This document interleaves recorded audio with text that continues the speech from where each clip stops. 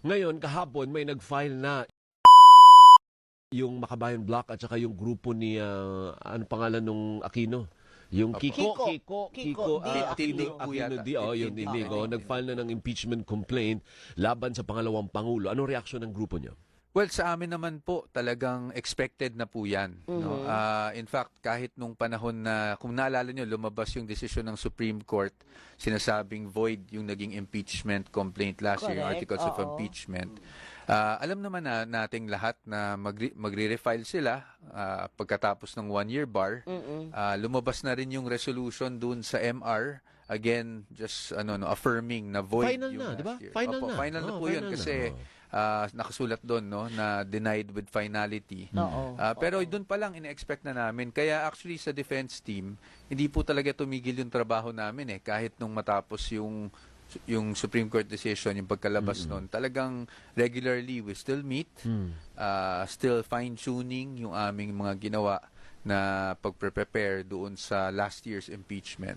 So hindi na parang kumbaga business as usual kasi hindi naman po natigil yung aming preparasyon. What is the position of the defense dun sa time? Pinagdidebatehan niyang kahapon. Ano ba talaga yung umpisa ng yung reckoning period? Nung 1 year. January 15 ba? February 6 ba?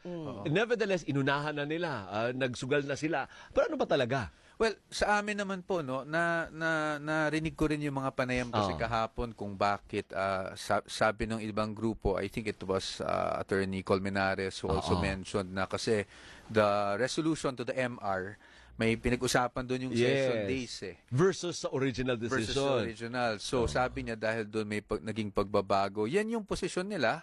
Sa amin, siguro, hindi naman ako pwedeng magsinungaling dito at sabihin never pa namin na pag-usapan. Obviously, pinag-uusapan namin ngayon yan. Oo naman. But napag-desisyon na namin, we would like to reserve commenting muna. We are monitoring yung development, yung takbo nitong mga na-file on how the House will act on it.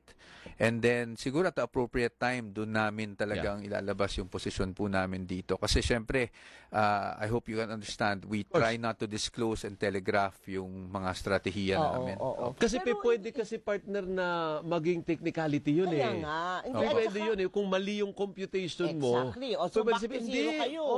Hindi mali yung ginawa ninyo. Another ground na naman na madidismiss na naman sa dulo kung sakasakali man. Opo. Pero right now, I just wanted to clarify, wala pa po akong sinasabi na we may question it or we may not question it. Kasi ngayon, pinag-aaralan din namin Pinag-aaralan din po namin yan.